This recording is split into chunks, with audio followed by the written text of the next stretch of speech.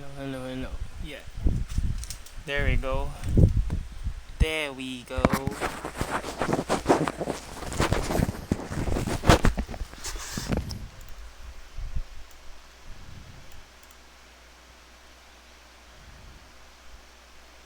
Um,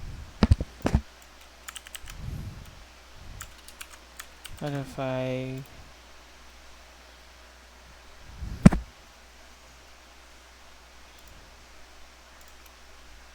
What? Expected video resolution. Edit settings. Mm.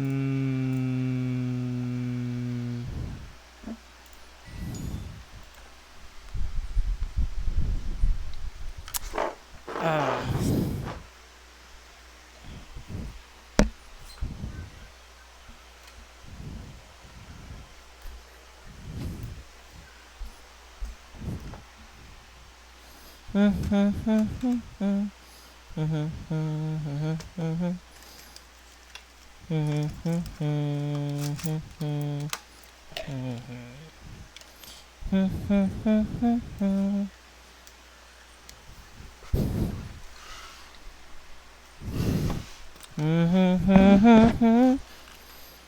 Uh,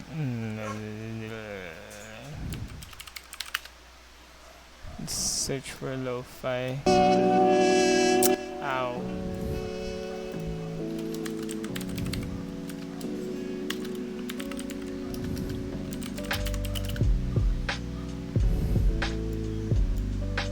Ay, hindi kita. Why?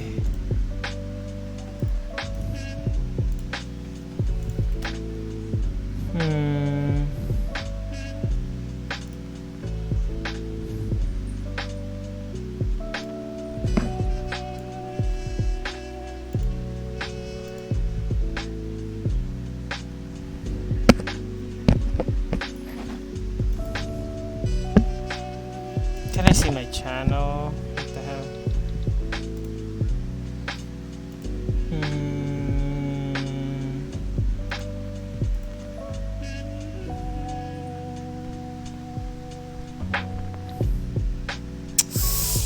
I hate this. I'm gonna go try.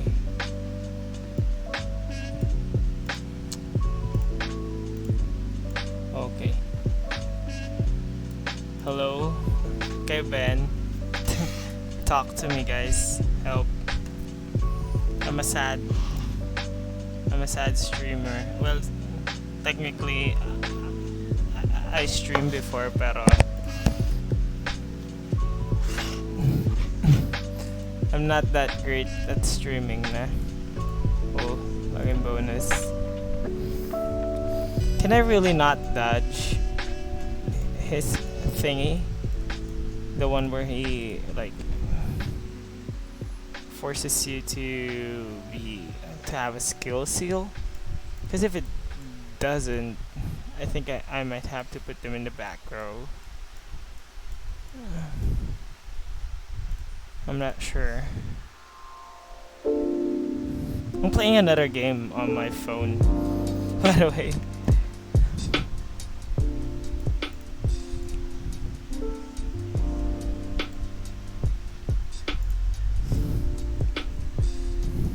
So yeah, I'm kind of multitasking, but not really.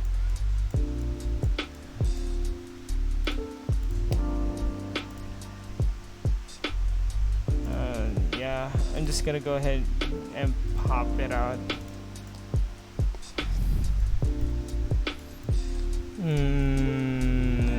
I'm looking for that guy that has like Merlin. Like an actual Merlin with like decent levels on the skills.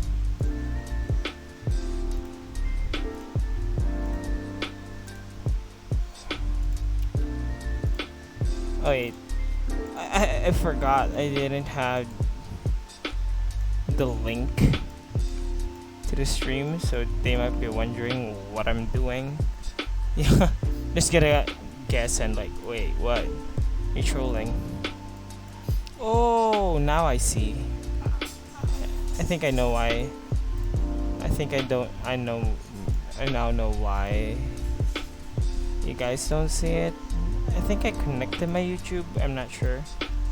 Let's just go ahead and connect my YouTube to Discord. This one.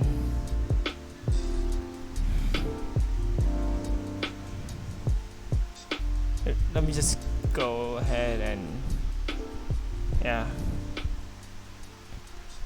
Alright, I connected it now. Hopefully they'll see it. Streamer enable.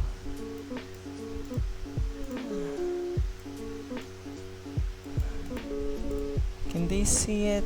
I'm not sure. I'll go link it again. Let me just remove the streamer mode, connections, YouTube. Oh my gosh, it's getting laggy. Like Nox takes like almost all the thingy.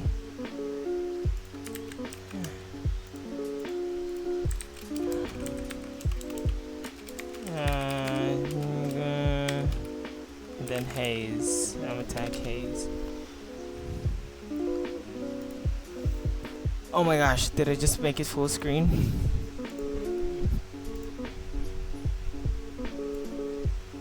Yeah, I think I just made it full screen. I'm just gonna go ahead and adjust this so you guys can see it.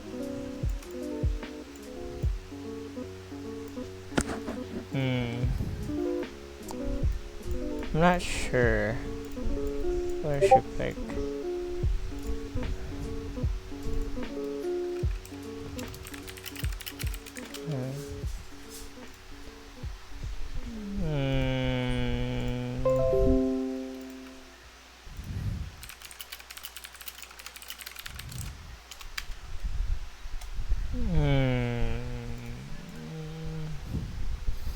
Are there people in here? Hello, welcome, if there's anyone. Yeah, I know it sounds petty, but I'm just asking if people are here. So at least I know that I'm not talking to myself.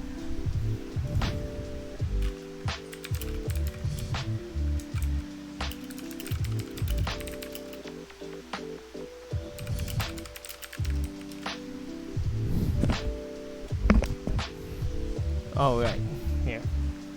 I think I have like work in around like 2 hours. Is it 2 hours? Yeah, I hate the skill seal. I think I have to like make them come out later.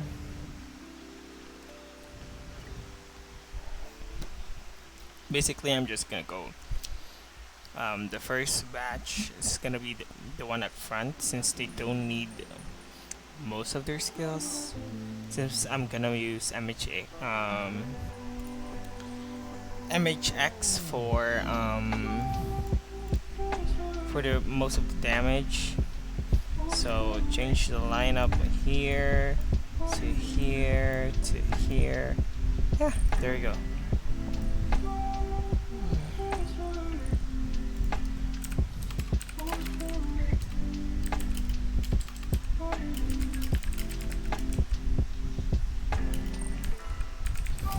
Ow, why?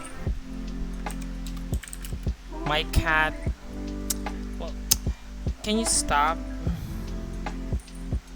It's like running everywhere.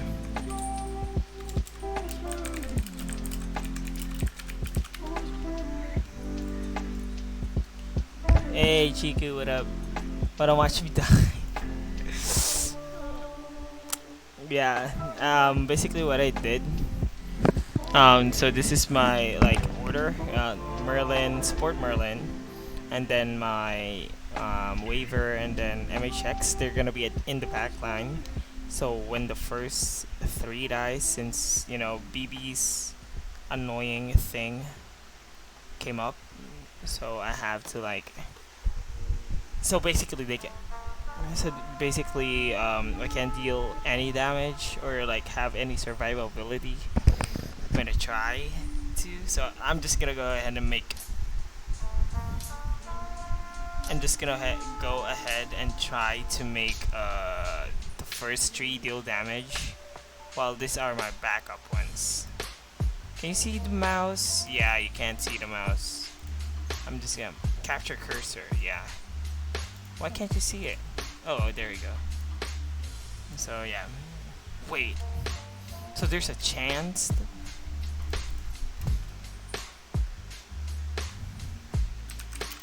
Almost half of me. I get fine.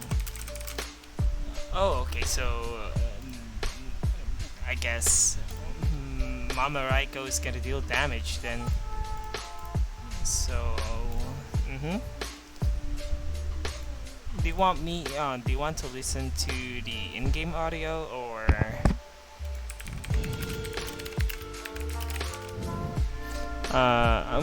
Do you want to listen to the audio, in-game audio, or do you want to like listen to the beats in the background? Because I'm not sure if you guys want it. This is kind of how my my game plan goes. Yes, I'll go and take the treasure. Okay, you're there. Oh, I haven't meditated that thing. Oh my gosh! Stop! No. Okay, it's level 79. I can't compete with that. Level 60. Not sure if I can kill that. Okay, whatever. I'm just gonna go. Oh, nice piece. So yeah, do you want to? Oh wait, sorry. Do you want to hear the in-game audio or do you want to just listen to? Oh, the beats. Yeah, okay. Yeah, well, it's kind of boring without the in-game audio, right? I'm just gonna put it for a while, and then once we're like in like the farm mode again, I'm gonna go back to the chill cow. Yeah, and yes, it's chill cow.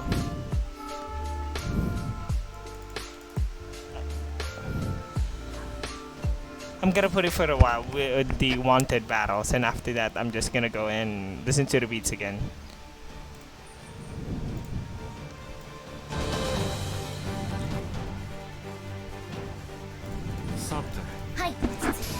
Wait, what? Hans's voice is like so deep.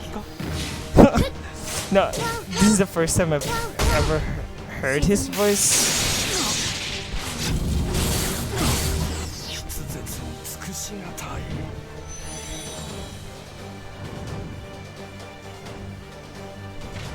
And the first one's dead. Wait, they all have their skills now. Interesting, interesting.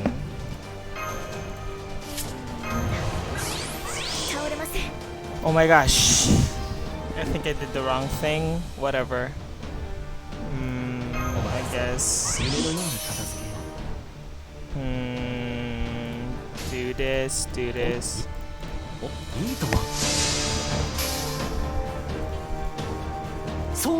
Yes, MHX alter kid voice, I agree.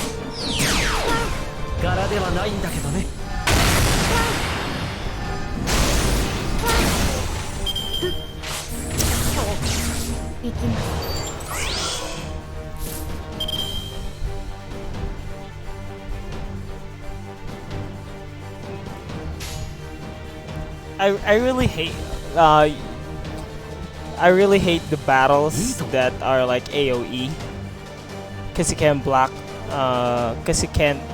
block any of them. So like for like example, if you don't have any Merlins, what you gotta do is you have to stall.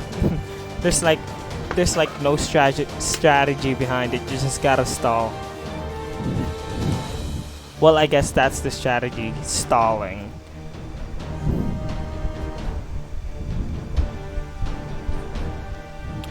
Oh yeah, so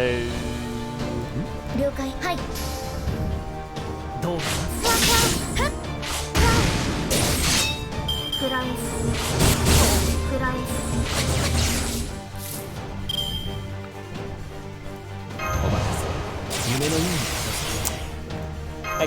guess I have no choice. Have to stack the damage. Oh, it's tricky. It's like those battles where it's like how do you call this? The battles where like they'll have like 3 charges. Those were the worst.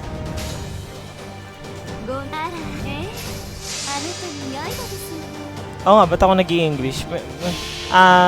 ST, yes, single target.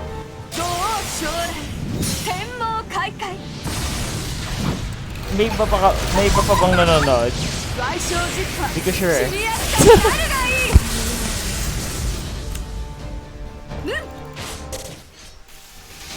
May iba pa bang nanonood? Hindi ko sure eh. Kasi wala naman, ikaw lang naman nanonood, so I can tatagalog na lang ako. Ikaw lang, nice. Sige, magtatagalog na lang ako. Kaya na pa ako nag-English eh.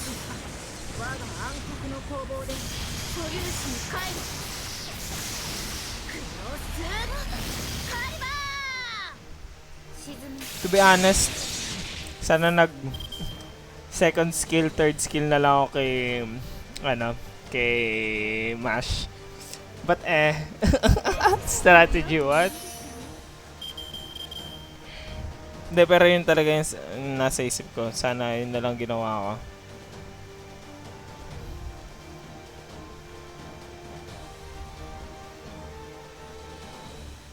But strategy. Am I right, fellas? You can relate. So yun na lang siguro gagawin natin. Ano kaya damage nito?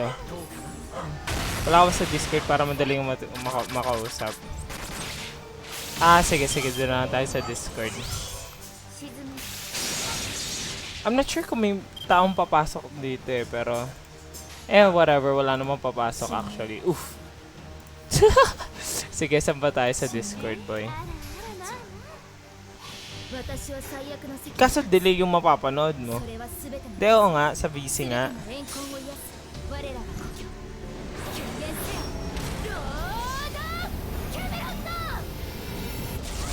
Or gusto mo ko na lang to sa'yo, screen share ko na lang to sa'yo, kaysa i-stream ko. Actually, try ko i-add si Hayes. I added you para screen share ko na lang sa... Yun na lang ba gawin ko? Saan nga? Saan VC?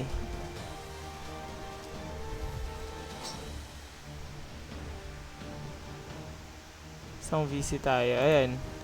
Hello.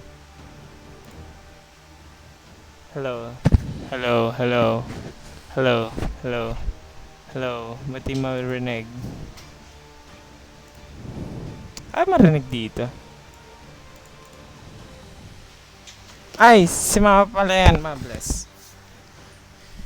Akala ko nagsarado na ata si Papa kasi akala niya hindi kayo eh.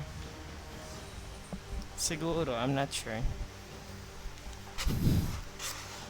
Default, try spec, hello.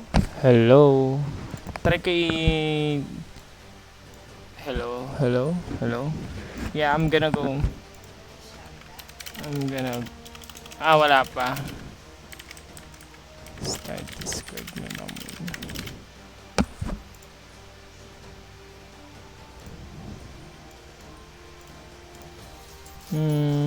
Oh shit.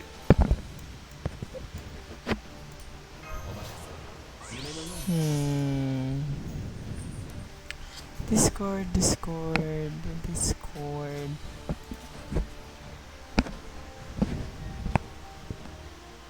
Ayun, sa Discord. Quit that.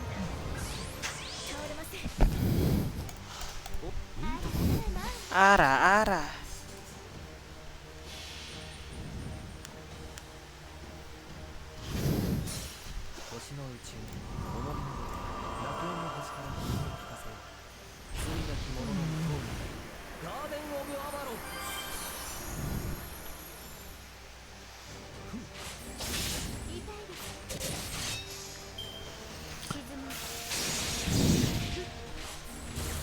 Zoom, zoom. Hello? Gumagana na? Hello? What? Ayaw pa din? Visit settings. I haven't disabled my mic, pero bakit ayaw? Hello, hello, hello, hello? Hello?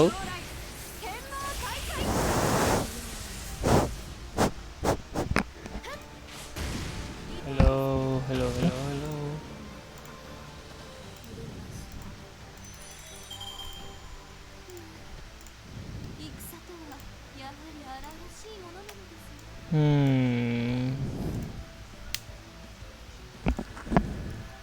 Playback, speakers, line, disable, record. Ayun, okay na. Hello? Sasalita. Hello? Ayun, narinig na kita. Ayo. Finally. Finally. Eh, baka delay ba yung nasa stream? Ha?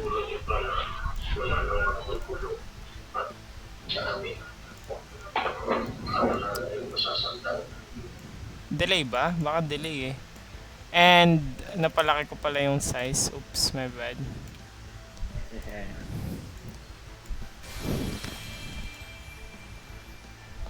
Ang dami ko pang gagawin, boy. Tapos abot pa ng ano. Yeah. And bomb. Ang dami ko pang ano.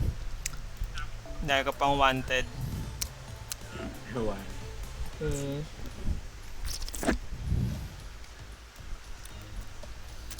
Ano kaya this is ante mga PB shot na lang siguro.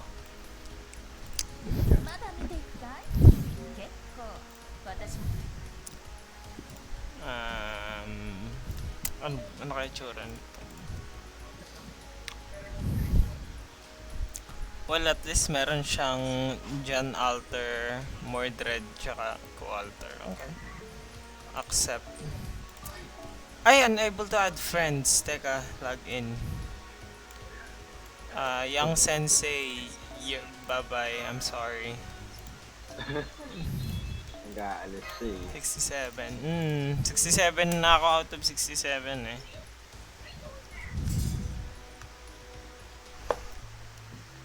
Ulitin natin. Mga pala.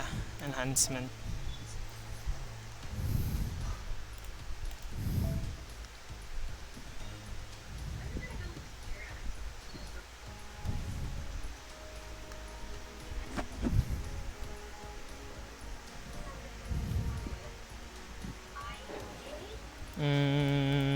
Ayan. Gusto ko lang i-100 yung Golden Sumo ko eh. Wow, level 83. Bye-bye, BB shots. Ito pa. Level 83 yung ano ko. Golden Sumo. God damn. Nagsastock ako ng ano eh.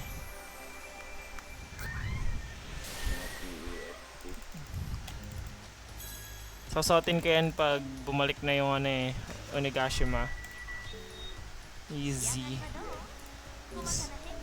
Tapos ano, di ko alam baka skip ko yung banner. Wala rin akong magawa eh. Try ko kaya to.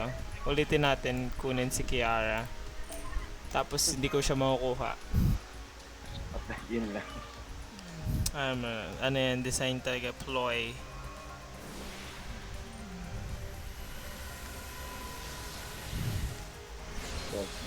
Oh my gosh! Oh my gosh. PogChamp. Ano to? PogChamp, diba? Eh, tama. Robin. Greatest fighter ever. What the hell? Robin, sadly. Kaya na, pwede na tayong fumaito. Asan na yung kung kailan hindi ko kailangan ng Merlin sa sila naglalabasan. Saan na isa?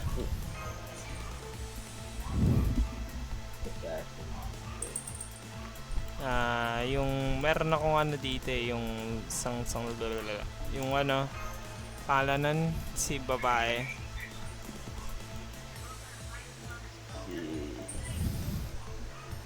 Si Shuang Zhang Zing Zong. Swanzang, Hmm. the one-shot lord.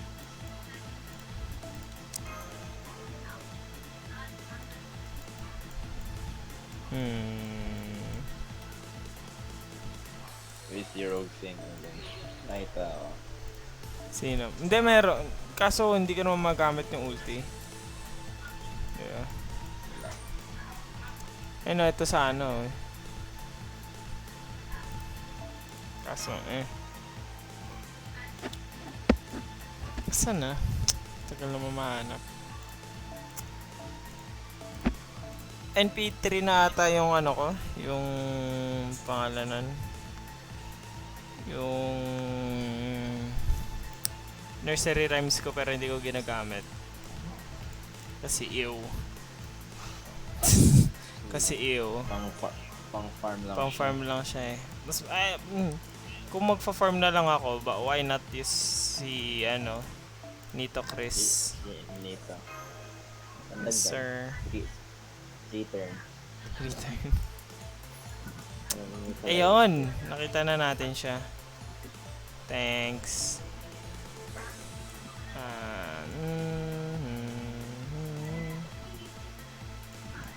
Yan. Yan. Yan, let's go. Let's go get that bread. Yes, Yes, sir. Get that bread. that bread. Tasty bread. Wala nga si Mari eh. Mari? Marie. Ano meron kay Marie? Wala akong alam. Antoinette. Antoinette. Let's get this bread.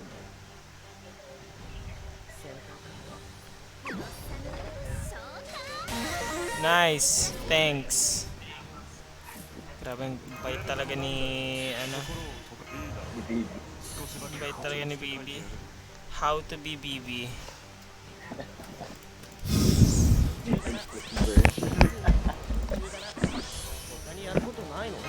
When we first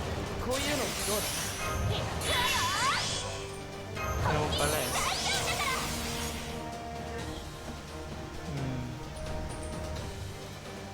Sinubscribe kita. Thanks.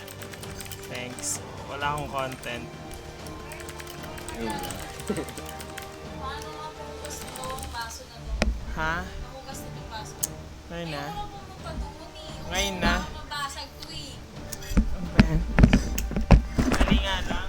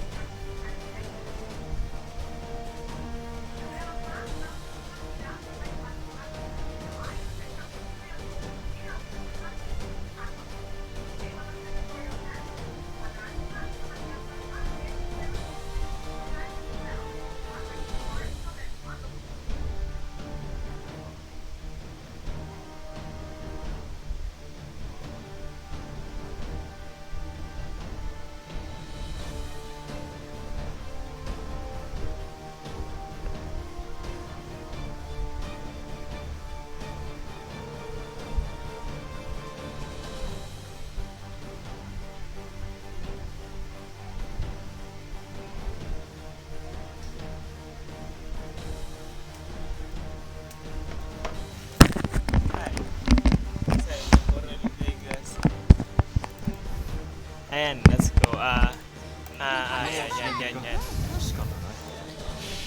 So, kung full subscriber mo. Thanks. Sub, sige, sasub na ako kay Noisy. I don't know how, FB work, YouTube works. Okay, Noisy. Grabe lakas naman ng hotel. Ito na ba yan? Yan, sige, subscribe. We subscribe Bruno in the chat.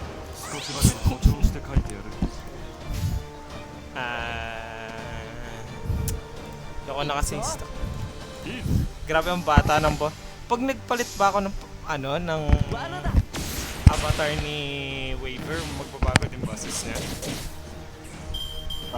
Hindi. So kahit sobrang tanda na ng form niya, ang bata pa rin ang boses niya. Isa!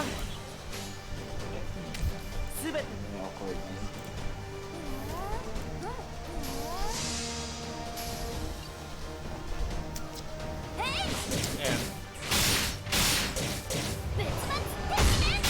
Ano ba yan? Inasahan ko makapatay niya agad si Cleo. I expected so much.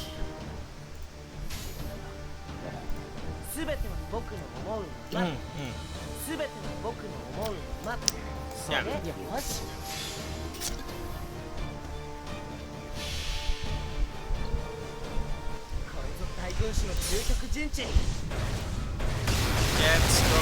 Favor. Mga gusto ko talaga yung mga 3. Mga tatlo-tatlo yung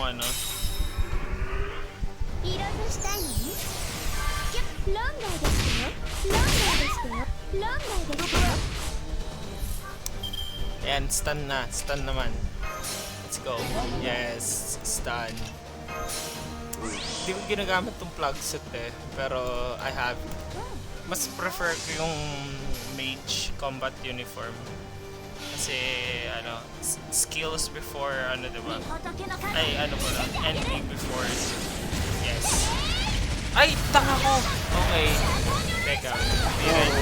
Oops. Teka. Ay, teka, naglalag.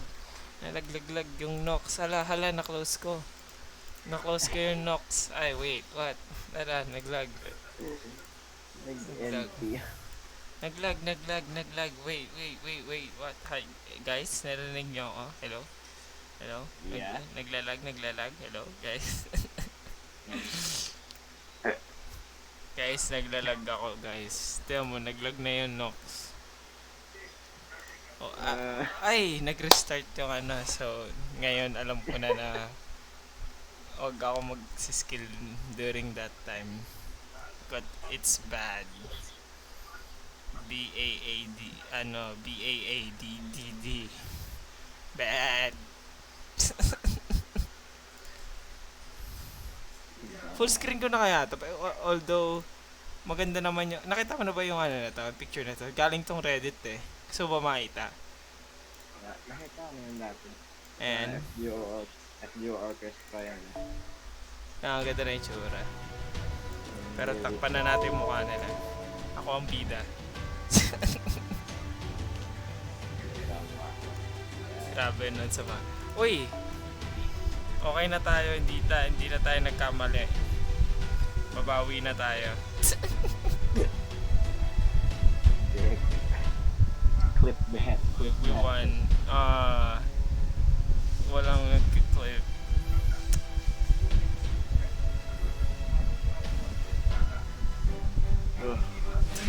Dun. Oh, ayun pala. Siya. Wala guys, we must be very careful kasi naka-invulnerable pala siya. Yay! Totally not cheating. Segway. Yes. Totally not cheating person over here. Ay, yung kay Cleopatra, diba? I believe na hindi naman kami mamamatay. I believe. もうしなければ仕方ない。 Pero I'm not sure. ではお前の人生をかけたタイトル。 Let's メ go. デケンマイスター。 Anything yung burning papatal. Doon sa desk mo. 御仏の数見せてあげる。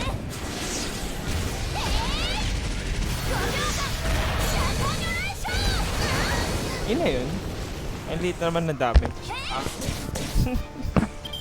Sana hindi sila mamatay. I pray. 祖はエジプトの楽園終焉を示す時の裏エウス・アストラペですが Pag namatay lahat. 少しランダーですよ。 Wow, thanks. Sabi niya Goku bago mamatay. Goku, Tasukete. Nice. Sabi niya Goku, help. He's asking help from Goku. What the hell? Yun yung last day. Goku, Tasukete. のように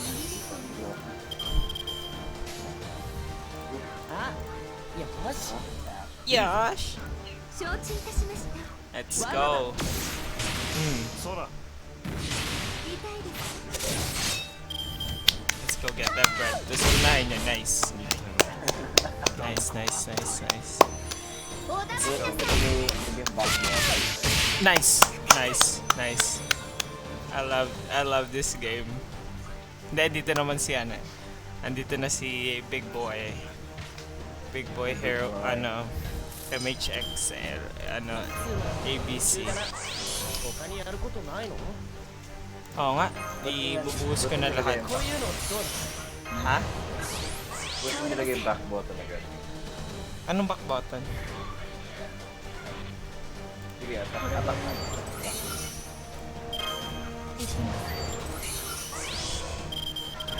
Tagal na yung pinasa. Isa-spam na natin yan.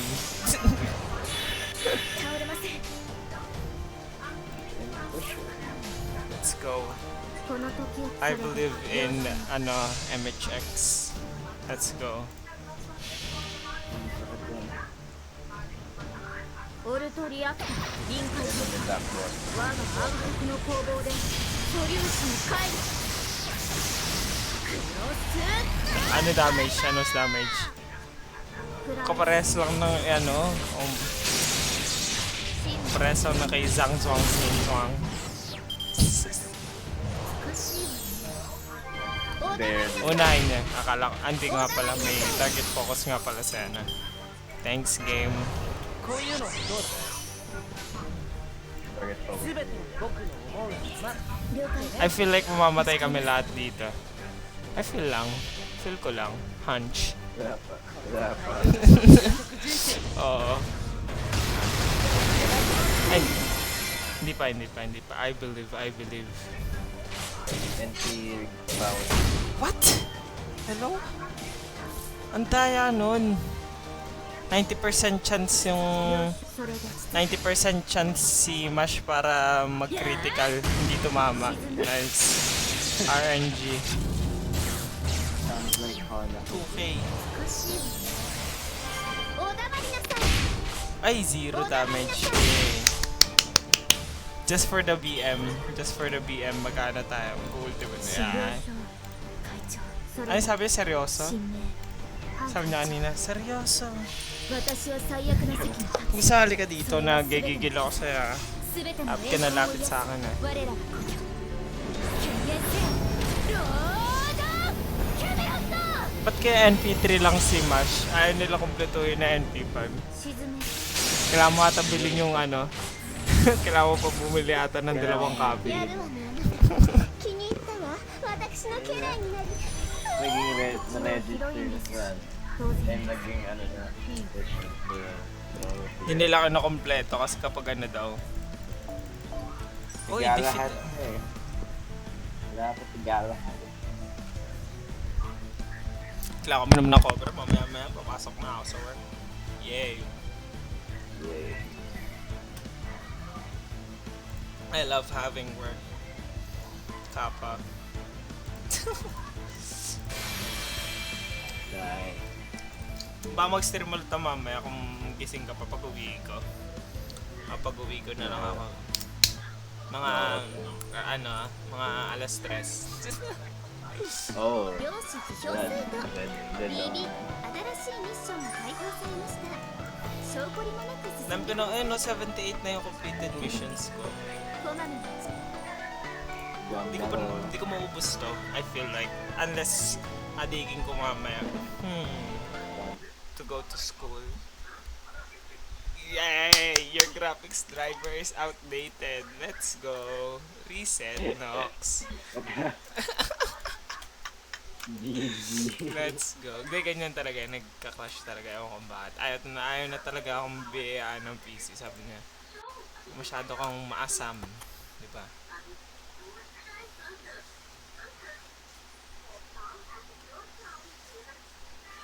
Ano si Salieri yung pogi? Ayun nga, no? Speaking of Salieri, meron na ako. Yes. Meron ko. Si Giao. Larry.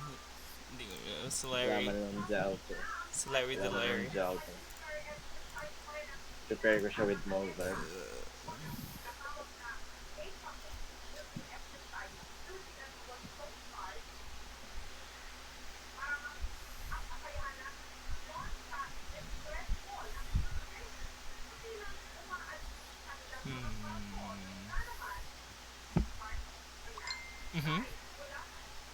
Mula sa alin?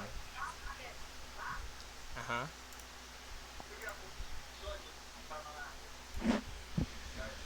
Aha.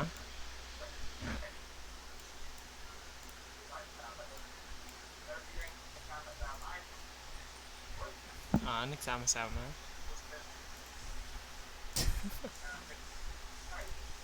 Wow, nag-sub din. Nagagawin nyo, ano makikita nyo dito, random content.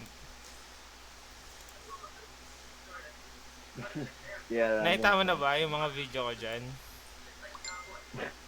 Ha? Puro, Bang Dream. Banged, yeah.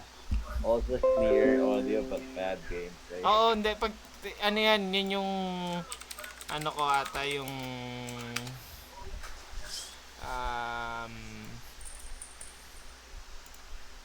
check ko nga yung your channel. May ako. Dalawang, isang video ng, Hatsune Miku. Yung alin? Puto Bombong. I don't know. Gusto nyo kainin? Pwede naman. Bang Dream. Tapos, Fastest Run. Fastest Run ng kay Raiko. Tapos, tatlong, May nakita mo na ba to? Yung New Year's Guaranteed Gacha. Bro. Ay, hindi pa. Check mo sa mga uploads ko. Or gusto mo panoorin na lang dito? Sige, panoorin mo. Para na lang natin dito. Tignan na muna natin ito. Hindi, open ko lang sa new tab. Oh, what? O nga pala, may 6 million downloads nga pala ngayon. Yay! May hunting quest kayo. Yay! Tatry kong mag times 30 sa saan kaya akong kukuha? Ano kayang siguro assassin? Assassin siguro. Assassin na lang kukunin ko. Kasi at least mag times 30 lang. Eto, panoorin natin. Sandali. Open ko lang yung open lang ng browser. Wow, browser. Oh, wow. Browser. Yan. Nakakalungkot eh. Tapos, kinlame ka mo to. Kahit wala namang, hindi naman nagkaka-ads yung ko. The audio. Look at the audio. Paid. Let's go. Uy, wow. Ay, gumasa sa 2,000. Para lang doon sa Eto, nakita mo to look at this boy. Yun yung gusto ko look at this boy.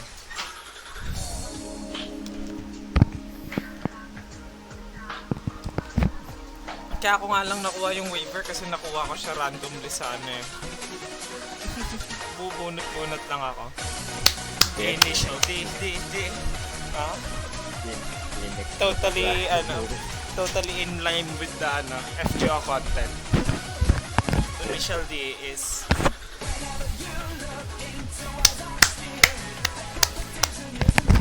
Ay, lagi.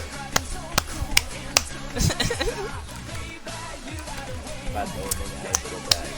Grabe, initial D, tapos... Ay, actually, meron akong arcade version dito na initial D. Gusto mo ba makita yan? Yeah. I'm just making excuses, no? Para hindi na maglaro. Dito tapusin ka na talaga mo. Lahat ka niya. Fantasy. Nice. Ano ba yan? Kasama mo? Yo, what up? Nagsistream kami. Kaya nanggulo lang kami dito. Ay, nakita mo na? Ay, hindi pa. Gusto ba manood? Hikari. Nandito nasa nakalink yung YouTube ko. Diba na napanoorin? Hindi na ba yun? Na ba yun? Hindi pa yun. Pero grabe, no? Fake Grand Order, tapos pinatutugtog. Content. Galing. Content. Ayun na. Yun na ba yun? Gold. Hindi pa si... ano pa lang. Grabe, look at the muscle man. Chico, Hikari, musta mo? hindi ka na nakikipaglaro sa akin ng puso. Oh, lagot. Magsabi ko. Magsabi ka kasi. Hindi mo ba talaga pisa sa lobby? Grabe, teka, napansin ko yung pangalan. Paracelsus von Hohenheim. Tarararo. So, Ayun na, yun na yung gold. Waver. Oh, shit. Yan na. Lungkot eh. Tinan mo, pansin mo, walang new. Nalungkot ako dun eh. Katama mo pala. Nalungkot ako. Tapos sabi ko, kaya yung thumbnail ko waiver, di ba? Kasi yun yung gusto ko makuha, pero NP2 tama mo. Di ba? Asa ulit ako next GSSR. Lungkot nun. Oo, ulit ako sa next GSSR para makapagana. Magtitiket ako kay Musashi.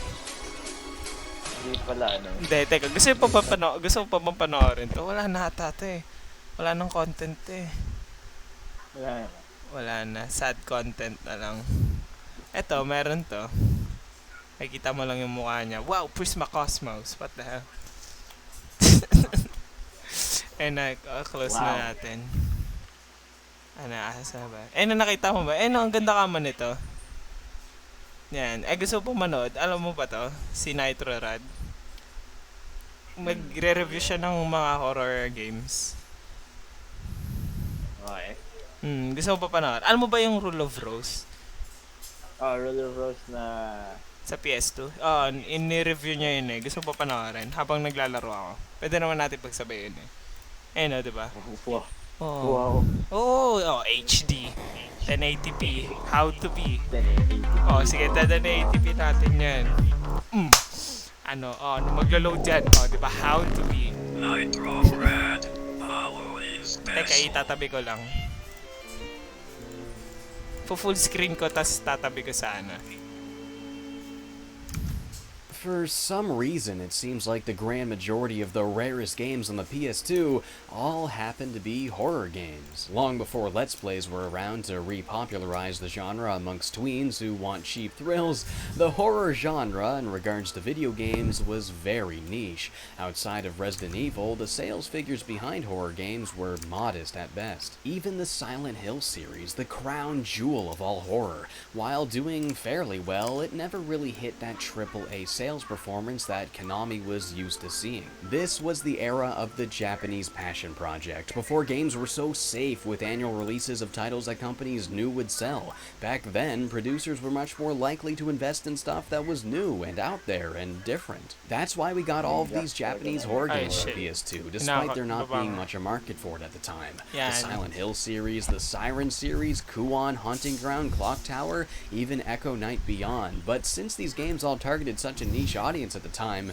none of them really managed to sell all that well, and over time, they all became very valuable. Ang sama? Sinipa yung katawan. Maganda yung kamo yan, yung review niya.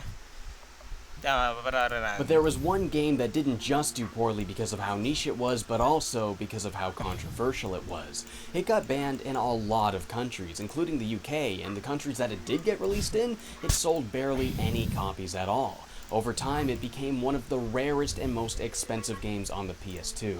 And that game is Rule of Rose. These controversies were mostly a result of widespread misinformation by publicists. The game's trailer implies animal abuse and children being buried alive, but despite the trailer showing hints of these things, the final game would explore these topics in ways much tamer and tasteful than the public made it out to be. This wouldn't be the first or the last time that news outlets spawned moral panic based on limited information. Games like Night Trap and Mass Effect would both suffer similar scenarios. Another thing that you mentioned is that how it's, has full graphic nudity. That's completely incorrect. But even still, it was a very dark game, tackling subject matter that game developers at the time were quick to avoid. The problem is that if you're going to have these shocking things in the game, you kind of need something genuinely poetic to justify it. A great example would be Silent Hill 2, but even that game didn't tread waters quite as forbidden as Rule of Rose. Oo nga, tatahimik na pala ako kasi nanonood nga pala tayo. While the Silent Hill series was gathering critical acclaim, Rule of Rose bombed with the critics. That and the cover art definitely speaks very limited appeal for people at the time, but I think the biggest nail in the coffin for this game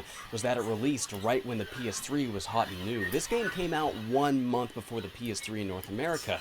As a result of many unfortunate factors, Rule of Rose was always destined to be one unlucky little game. The game was developed by a Japanese studio called Punchline. You might know these guys for also making Tulip, but that's the only other game they ever made under that name. They had a hard time finding a publisher for Rule of Rose. They originally had plans with Sony, who published it in Japan, but they had no plans on ever localizing the game. But luckily Atlas picked them up for the English releases. But even with the most obscure of games comes a cult following. There's plenty of people that claim there is something truly wonderful here, buried under all of the controversy and subpar gameplay. So, if there really is something here, I'd like to find it. So, why don't we grab our shovels and start digging? Like a lot of horror games from the time, we get a trailer-styled scene before the title screen. This is mostly composed of CG scenes from the game, but there's some original bits mixed in there as well. We see the protagonist in all sorts of unfortunate situations, being tied up, falling into a coffin. These were likely the scenes that were included in the game's trailer that stirred up the game's controversy. But if there's anything important to take from the intro, it's the characters. We see a lot of the girls that we'll be dealing with throughout the game, as well as this strange man who seems to be stalking the main character. Ooh, I like the way it transitions into the title screen, which is hand-drawn and very dainty looking, but at the same time crude, as if drawn by a child in a fit of rage. The game starts with this grim narration explaining a story of a young girl who lost her parents and then was sent away, which transitions to a young child on a bus reading it instead. Her friend, the princess of the Red Rose, was always at her side. On that bus is Jennifer, a 19-year-old girl from England, resting as she patiently waits for the bus to arrive at her destination. The kid approaches her, somehow calling her by name, asking if she'll read him the rest of the story. When the bus stops, the kid runs off, with Jennifer going after him, but the bus leaves once again before she can get back on, leaving her stranded in the middle of nowhere. Having nowhere else to go, she decides to give chase. Following him up a pathway, we then take a detour after hearing a dog barking, which brings us to a shed, empty of everything except a dog collar and a boarding pass depicting a giant fish. Further down the trail, we stumble across an orphanage, and things quickly start to get strange. Markings on the wall telling stories of a stray dog that eats children, and little kids outside wearing paper bags on their head beating a bloody bag. Using the boarding pass, Jennifer is for some reason given access to the orphanage, where she follows a boy into the attic. You're free to explore around first if you want, which is what I did, but it's really pointless because there's absolutely nothing to find, and it's just a good good way to get lost. I ended up wasting half an hour just wandering around aimlessly, and then I couldn't find the kid because I didn't know what door he went into, so yeah, just stay on track here. Once you find the kid, he'll demand that you read him the end of the story. It explains that a club called the Aristocrat Club was formed at the orphanage, and because of which this little girl always found herself all alone. After hearing the cries of a dog again, we rush into the courtyard to find a shovel where we dig up a coffin. Inside of it, the bag the children were beating out front. The kids then sneak up on Jennifer and knock her into the coffin and carry her away against her will. We then wake up being taken hostage on a big airship, and we're told that we must make one offering to the Aristocrat Club monthly, or else. Let the games begin, dear Jennifer!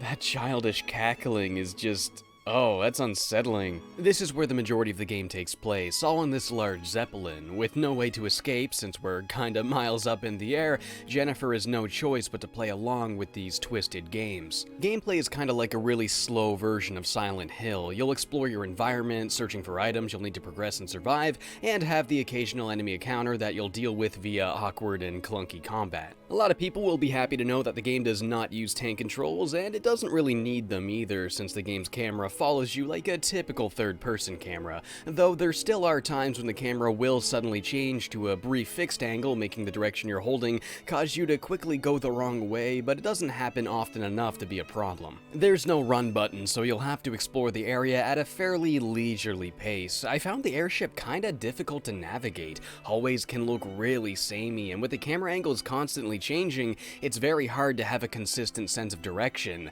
The cramped map doesn't help either. Like, look at this, I don't even, that's just an overwhelming amount of lines, and I don't even know, man. You probably will be familiar enough with the map over time that you'll be able to navigate pretty easily, but for the better half of the game, I was just going in room after room after room being like, yeah, this is the wrong room, this is the wrong, which one? Oh, it's that one, right. So what you're looking for here is whatever item the Aristocrat Club wants for that month. Your first goal is to find a pretty butterfly. In order to track down these items, you'll enlist the help of your faithful doggy Brown. You'll find the poor thing tied up and hanging from the ceiling. Jesus Christ, this game doesn't mess around. That's just horrible, man. What's with all these PS2 horror games and girls with dogs anyway? I've noticed there seems to be a lot of those. If you want to find these items, you'll have to have your dog sniff something similar so he can track down its scent.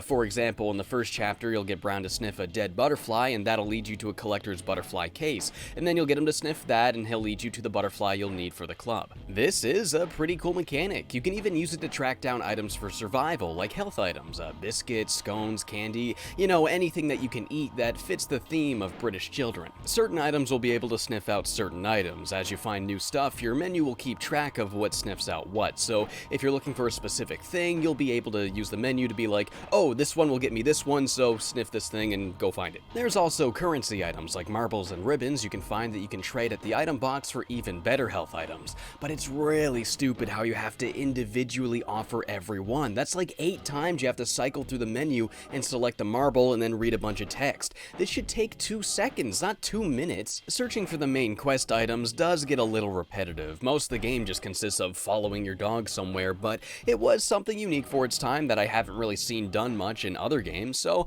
I didn't really mind that much. Whether you actually enjoy exploring this world or not, well, that'll depend on how invested you find yourself in this game's story. Unlike many other survival horror games that offer stuff like puzzles and fun combat and a lot of elements of survival, there's really not that much to this game. There's barely any puzzle solving, there's hardly any focus on survival, and the combat is incredibly basic. This is actually the weakest part of the entire game in my opinion. It almost gets it right, but it just doesn't. I'm all for wonky combat. You need that to have a level of uncertainty when it comes to defending yourself. I think Silent Hill 1, 2, and 3 do it best. But the idea should be that combat is a last resort, so when you force the player into gauntlets of enemies that you have to defeat with a combat system that you are clearly not meant to do this with, things get unfair and frustrating as hell. Like most of the time, it's best to run around these things, and that's a totally viable and somewhat risky option that can pay off well, especially when there's a bunch of them at once. once,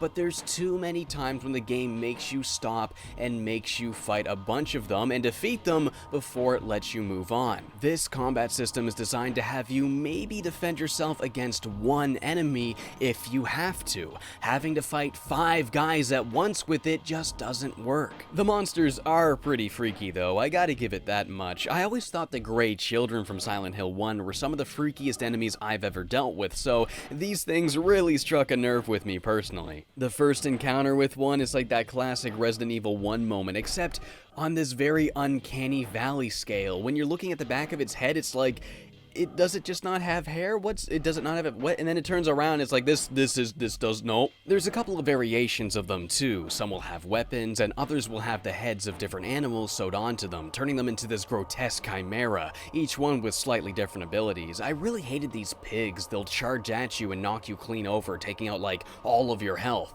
And with the slow-moving character animations, it's sometimes impossible to dodge it. There's a variety of weapons you can find throughout the game, starting with this dinky little fork, some knives. I fancied myself a steel pipe guy myself. The range on it was a little bit better. There's even a gun you can find if you do this really cryptic side quest. If you have Brown sniff a candy in this one very specific room, you'll find this perfume, and if you sniff that perfume, you'll find another, and if you sniff that one, you'll find another, and with that one, another. Offering all 4 to the aristocrat box will get you the key to a secret room. Where's this secret room? Well, you'll just have to find it. And if you find that secret room, you'll get a revolver. This is a pretty tucked away thing for something so bad. The gun sucks, man. It's got great range, yeah, but it just does hardly any damage at all. So little, in fact, that you're guaranteed to run out of bullets before you kill one thing with it. You're better off just using a melee weapon instead. Though it is really cool that you'll have Brown sniff the gun to track down more bullets. I like that a lot. That would have been a very cool thing if, you know, the gun didn't suck. I wish the range on these weapons wasn't so freaking horrible. The hitboxes just are not where they should be. And for the enemies, well, their range is unparalleled. There's been so many times that I clearly was not even close to them, and somehow they're hit connected. This is an even bigger problem with the boss fights. These are the worst boss fights I have ever dealt with in a survival horror game. I say that with utmost honesty and absolutely no exaggeration. The first one's with this adult guy that the children tied up, and good lord, this guy has some range. Look at this. He did not hit me. That thing did not make contact with me, not even close. This is the frame I took damage, so I guess the second he starts that animation, the hitbox just goes right here. I was beside him, not even in front of him, yet it was enough to send me flying to the ground with great impact. Are you kidding me? And then I have to wait for this extremely long getting up animation to finish just so he can hit me again while I'm still helpless. It's literally impossible to react to this. He is so fast and you are so slow. He's so fast, in fact, that he hits you before he makes contact with you. 2 times he got me in a permanent stun lock and I got a game over because of it. It's no use! Your attacking animations take way too long to finish, so it's nearly impossible to get a hit on him and duck out before he can get a hit on you as well. The only way to win these fights is either by luck or if you track down a bunch of health items first and just tank through it. But that's not even half as bad as the mermaid boss. She hangs down from the ceiling at random so fast it's way too hard to react to it, and she excretes this disgusting bile or vomit or something,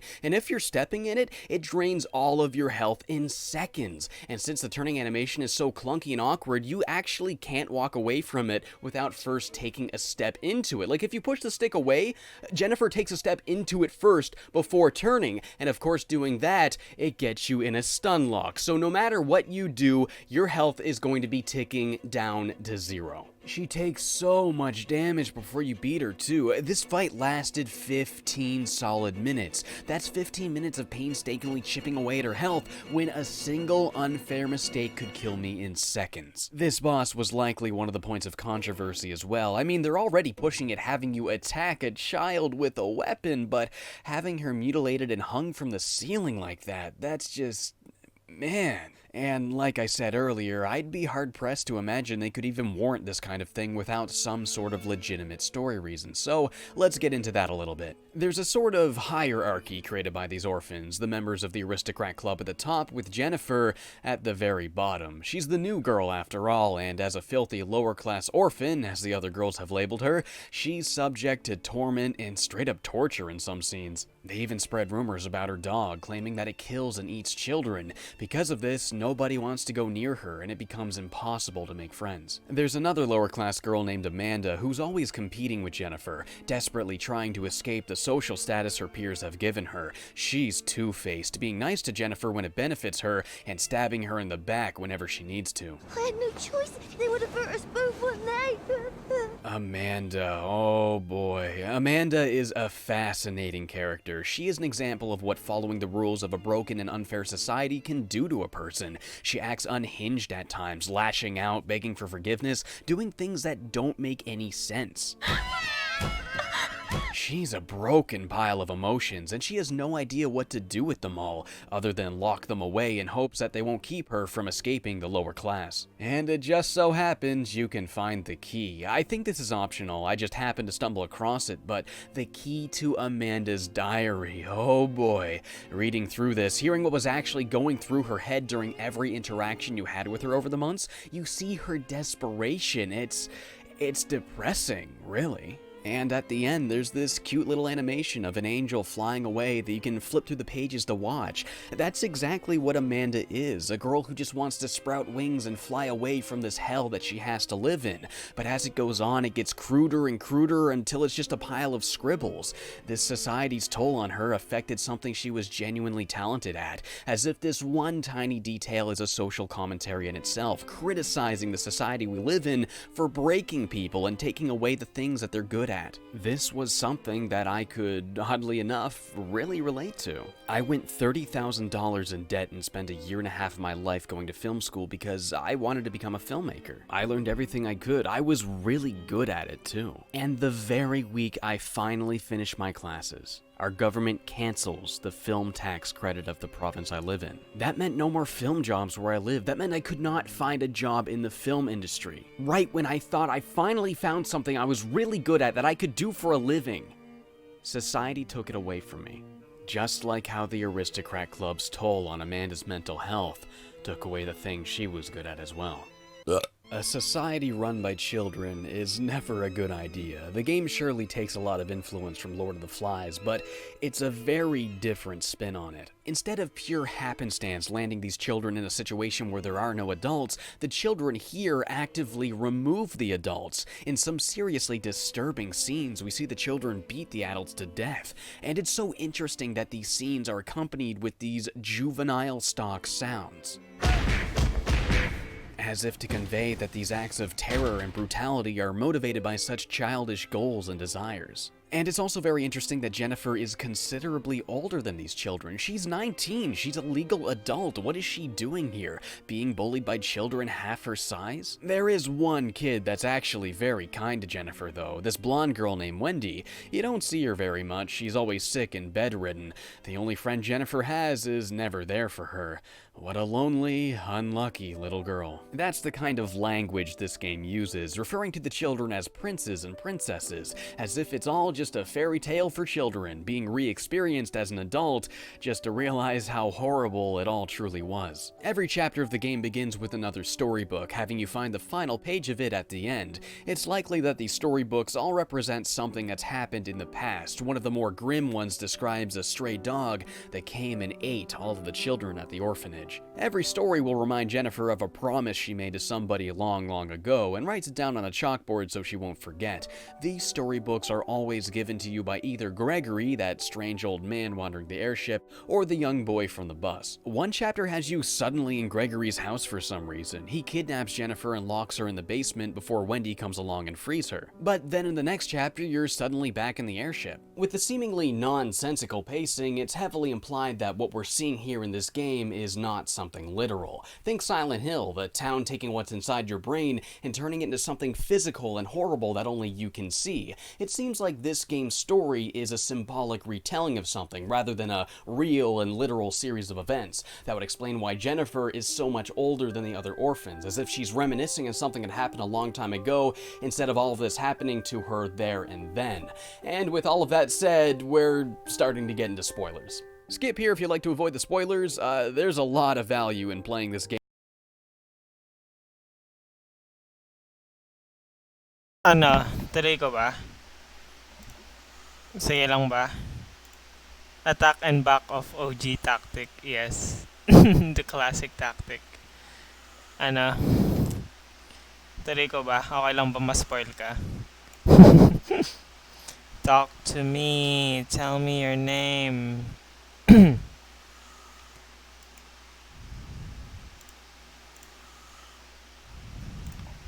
Tuloy lang. Sige. Mute ko ulit sa relic ko. Kasi nag-echo yung mic ko pag minute ko lang eh. Kailangan ko talagang, pag dinisable ko lang, kailangan talaga i-mute. Game without knowing how it ends. So if you were even remotely interested in playing this for yourself sometime, I do recommend you skip this part. Piecing together the game's story is definitely the game's main appeal. I'm also going to throw out a quick warning here. The subject matter is a lot to handle, so if you've got a weak stomach, I'm just warning you, it's not pretty. So the last chapter has you returning to the orphanage, Brown goes missing, and then you find out that the aristocrat club beat him to death. It turns out that the girl behind the club, the one responsible for all of Jennifer's torment, was Wendy. Wendy's 4 for 4 just got better. No, not the burger, the blonde girl. This is where Jennifer puts her foot down. You can bully her, you can torture her, but now they just took away her only friend. Jennifer finally stands up for herself, and interestingly enough, Jennifer appears much younger in this scene, as if it's the only literal part of the game, implying that the rest is her as an adult re-experiencing things from when she was this age. Remember that ticket for the Zeppelin and the airship that the entire game took place on? Jennifer was on that Zeppelin with her parents when it crashed, killing everyone on board. Everyone except Jennifer. This Gregory guy then found Jennifer in the wreck and kidnapped her because she looked just like his deceased son, Joshua. We find a bunch of notes and newspaper clippings that hint at this during the chapter that takes place in Gregory's house. One that really stood out to me is so subtle. It's when Jennifer can't take her eyes off of this toy Zeppelin that just crashed into the floor. We also see that Gregory's got a gun, even pointing it to his own head at times, likely considering suicide after losing his son. This chapter is called The Gingerbread House, and there's a drawing by Wendy on the wall of the sick room of a gingerbread house, but with a big gun in the middle. This was clearly something that Wendy knew about, and it was clearly not a safe place for Jennifer to live. Wendy, living at a nearby orphanage, found Jennifer, mistaking her for a boy. Gregory would dress Jennifer up like Joshua as some sick method of reproducing what he lost. Because of this misconception, Wendy found herself falling in love with Jennifer, thinking that she was Joshua. The two had a bit of a relationship even after the realization that Jennifer was a girl. Wendy then freed her from Gregory's house and invited her to stay at the orphanage instead, even stealing Gregory's gun as they ran away. The two girls were very close, their relationship growing more and more romantic over time, but then Jennifer found a stray puppy and started spending more time with it than she did Wendy. Wendy recognized this as Jennifer breaking the promise she had made to her. Everlasting true love, I am yours. Wendy grew jealous and spread rumors of Jennifer's dog eating children. She then created the Aristocrat Club to fill the empty void of attention that Jennifer once gave her. Using her power as club leader, she got the other girls to be mean to Jennifer in hopes that she would turn to Wendy for consolation. Instead, Jennifer grew up in a home that mistreated her every single day. She was bullied, beaten, teased, and tormented by her peers, all because Wendy didn't get her way. So, since Jennifer clearly wasn't losing any interest in this dog, Wendy finally decided to get the other girls to kill it, resulting in the scene where Jennifer finally confronts the Aristocrat Club, even physically assaulting Wendy over it. I mean, I can't really blame her. She literally killed Jennifer's only friend. That's messed up, man.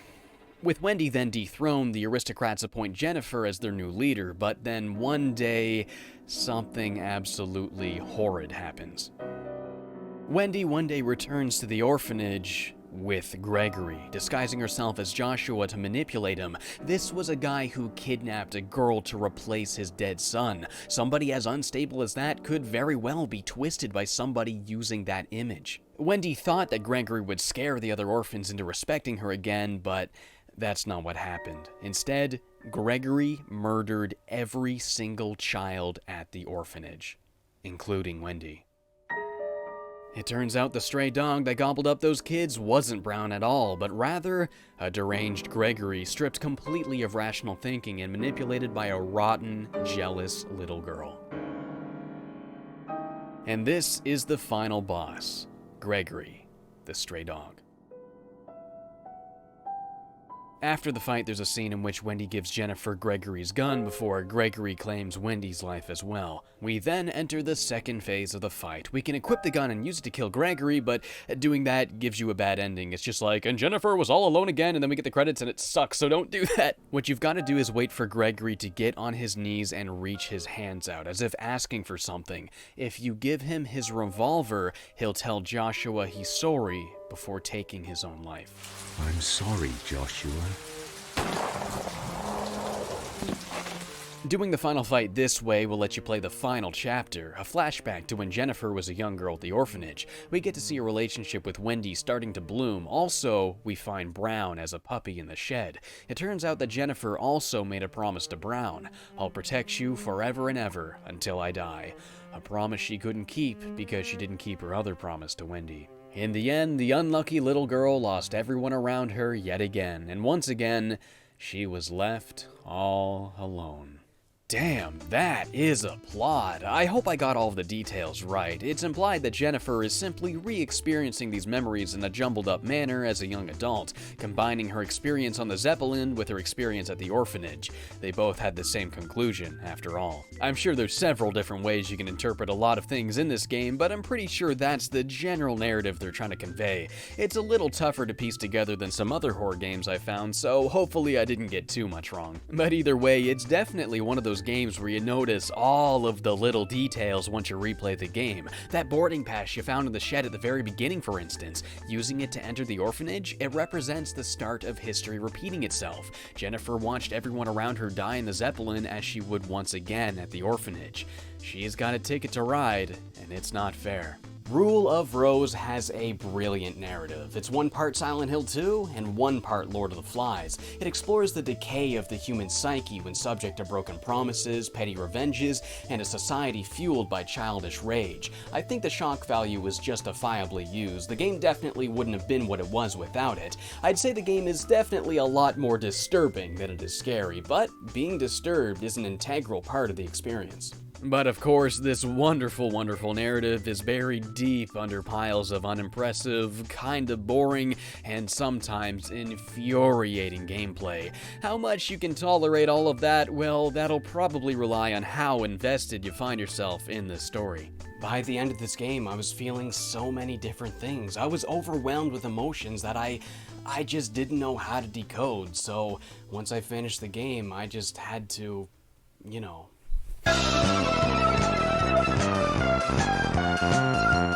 Keeping that tradition that was popular around the PS2, you get some big, fat, fun goodies to play with on your second playthrough. There's costumes you can unlock, each with their own unique weapon. There's the typical Japanesey staples like the maid outfit and the nurse outfit, but then we have the octopus. If you find this specific hidden item during your first playthrough, you'll unlock this goofy octopus costume. It is the most ridiculous thing, and I thought the magical girl outfit from Silent Hill 3 was extra. Oh my lord, this is so much to handle. There's also some bonus collectibles you can get, like records that have the game's soundtrack on it, and film canisters that contain the game's cutscenes. However, both finding and using them is incredibly obtuse. To get the first record, you gotta have Brown sniff a scone in this very specific room, and you have to sniff that one to find the next, and sniff that one to find the next, and that to find the next, and so on and so on. You can't just sniff any single one and have Brown lead you to the nearest one. No, you have to painstakingly do them in order. It's the same deal with the film canisters. You get the first one by having Brown search for an oddly specific item that you probably wouldn't even really think to search for, and then you have to go down the line one by one. These things are super missable too. The second film can is found in Amanda's room, and that room is only only accessible in one chapter early on in the game. If you miss that, you can't get any more for the rest of the entire playthrough. I suppose it's more so something you're supposed to stumble upon rather than something you deliberately seek out, but then why make it so you have to get them in order, with only each specific one letting you get the next? You should be able to find the first one and then sniff that to find the rest in any order. Even using these things to watch and listen to is a pain in the ass. You can only do it in the final chapter in these two rooms. Why not have a menu at the title screen or something?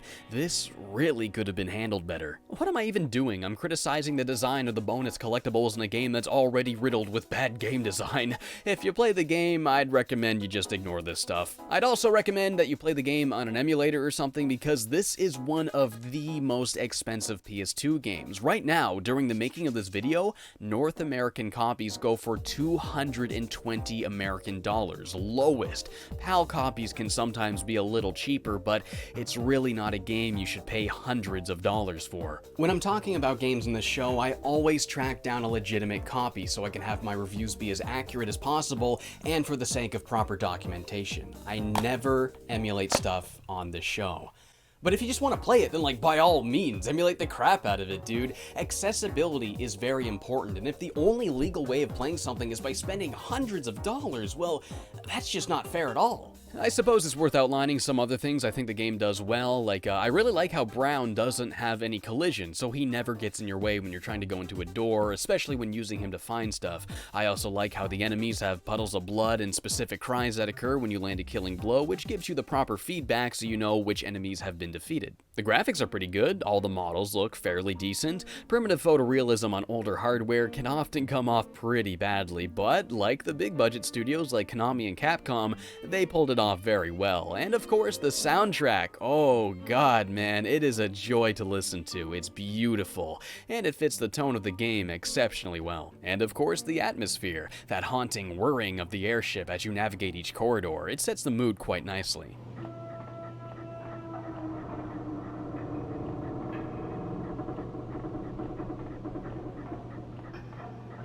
But yeah, I guess in conclusion, it's not a very good game at all, but there is in fact a delicate and wonderful story to dig up here, under the piles of mud that is bad game design. Man, if any game needs a remake, it is Rule of Rose, man. Redo it with better gameplay. Just have a better vessel to tell this story. It is in desperate need of it. Not to use such a cliche euphemism, but this game really is like a rose.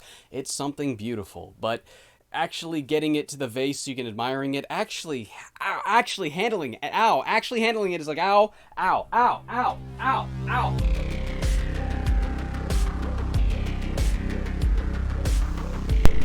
Boy, after nito boy, kailangan ko na pumasok ng work. Papanood na lang ako sa'yo, boy. Doon sa na habang tapos ko lang tong fight kay Medusa. Jack's Films. After nito, no. I shall go. Tapos babalik na ako mamaya alas 3.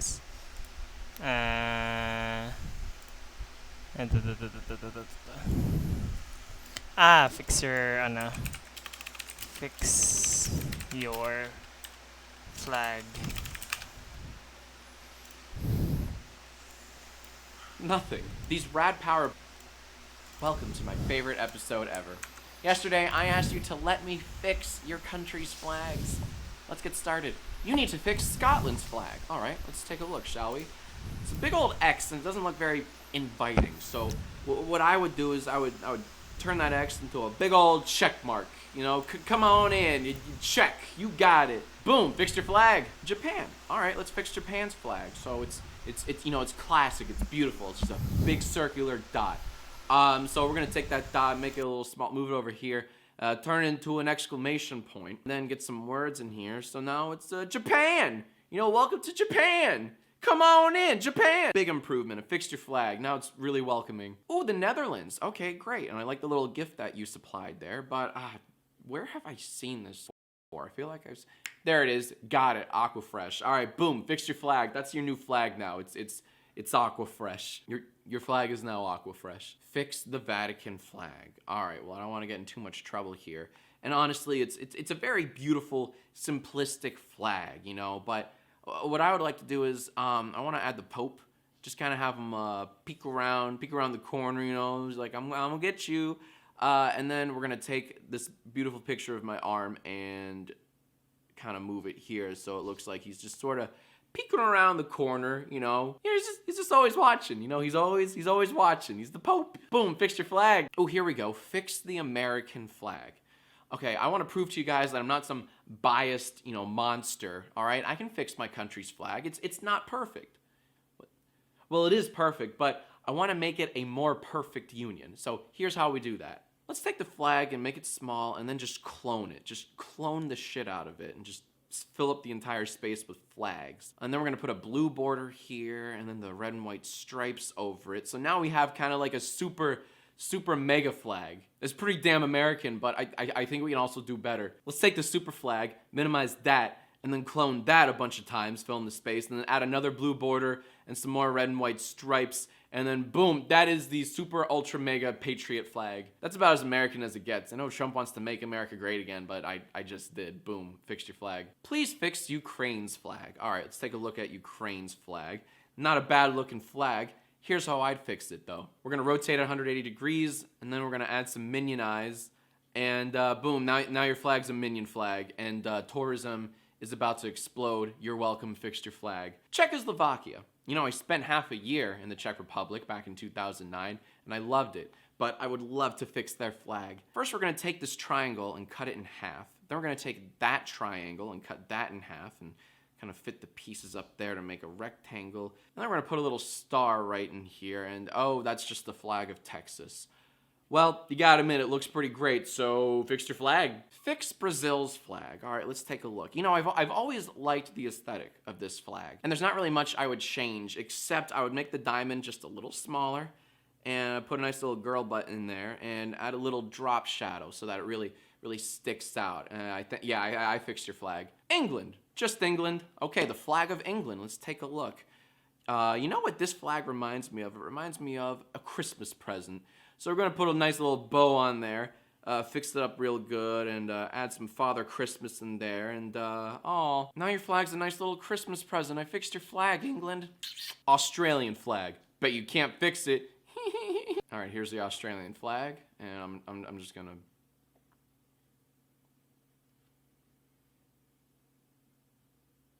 Fix your flag. Algeria flag. Okay, let's take a look at the Algeria flag. Where have I seen this before? This looks oddly familiar. Oh, you know, it looks like a Dragon Ball. That looks like a Dragon Ball. Let's just fill it out and yeah, all right, and add some characters and yeah, and just kind of make it a little GIF. Boom, fix your flag, Algeria. Let's see if you can fix Switzerland's flag. Let's take a look at Switzerland's flag. Very simple, very elegant, but I'm gonna spice it up for you guys. Let's take that plus sign and turn it into an X. We're gonna make 3 X's up top up here, so it's triple X. Then we're gonna throw in Vin Diesel in there because he's the star of the Triple X franchise. And then there's a subtitle, The Return of Xander Cage, which comes out on January 20th, 2017. I just turned your flag into a movie poster for a January release. Let's just throw in some shades for now. Now he looks so dope. Boom, there you go. Fix your flag. Fix the Indian flag, please. You got it. First thing I would do is get rid of that thing in the middle because that's just throwing me off. You know, this color scheme looks very familiar. Let me just draw a little face in here. Hey, Lois, I'm India. Hey, Lois. Hey, hello, I'm India, Lois. Fix Canada. I have no idea how to fix your country. It is well beyond my. Oh, I mean Canada's flag, not the. That I can do. I've always admired Canada's flag. It's a very symmetrical piece of work. I can only think of 2 ways to fix it though. We can either make it lucky, or we can make it dank. Either way, consider yourselves fixed, Canada. Do China. Put some smog over it. How about don't tell me how to fix my flags? Here's the Chinese flag. It's okay. I want to get rid of these little baby stars though. And I want to take the big star and make it bigger and throw it right in the middle. And shoot, that's just Vietnam's flag. Well, you know, sometimes that's the risk you take. Sometimes it happens. You fix a flag, it turns into another country's flag. You gotta admit though, looks pretty good. Fix your flag. Please fix Thailand's flag. It's awfully boring. Let's take a look at Thailand. When I look at this flag, I don't know how it doesn't look like a mouth. So we're gonna turn these stripes into teeth, turn that black, and then put a nice little Miley Cyrus tongue in there. And boom, I just fixed your flag, and it kind of looks like the Rolling Stones logo. Fix the flag of Bangladesh. Let's take a look at Bangladesh's flag. You know what I see when I see this red dot? Damn right, I see a big ol' exclamation point. Bang! Fixed your flag! Fix Sweden's flag now. Help. Okay, here's how you fix Sweden's flag. Fixed that for ya. Kenya is my country. Come visit me one day. No. But I will fix your flag. And here's how I do it. Shoot, why does this look so familiar to me? Oh, I know why. You know why? Boom, it's strong, bad. Boom, fix your flag, Kenya. Fix the Malaysian flag, please. That I can do. This is a great looking flag, but here's how I'd fix it. First, I would put a nice little gradient over it, and then I'd drag in the sad YouTube icon, and then throw up some text, and just kind of position it right, and yeah, that is one fixed flag. Yeah, there you go. I fixed your flag, Malaysia. Well, try fixing the Welsh flag. Let's take a peek. What's the Welsh flag look like? Oh, that's pretty hardcore, actually. There's not really much I can do to fix it. I don't know why the dragon's not breathing fire, so let's add that in. And of course, we'll just put Daenerys on top. So now she's riding Drogon. The Isle of Man flag definitely needs to be fixed. Again, not much needs to be added to it. I'm just gonna put a Hunky Boy Speedo over it and position it really nice. Yeah, there we go. Now it's covered. That looks really tight. Isle of Man. Croatia. Okay, here's the Croatian flag. You'll notice that this top part kind of looks like a crown. So we're gonna make that crown colored, and let's just throw in the Burger King because he's got a great crown, and that fits real nice. There we go. The beautiful flag, Croatia. Fix Colorado's flag. Well, it's not a country, but I am a giver. Let's take a look at your flag. That's not half bad, but I'm about to make it way Boy, better. alis na ako, boy. Kailangan ko na i-shutdown yung PC. Thanks. Tuloy mo na lang. Ayun na, Jax Films. Fixing your flags. Search mo na lang. Thank you. Sige, alis na ako. Thanks. Teka, hindi wala yan. Thanks ulit. Send ko yung DM ko yung link. Yan. Sige, bye boy. Ingat ka. Stop stream.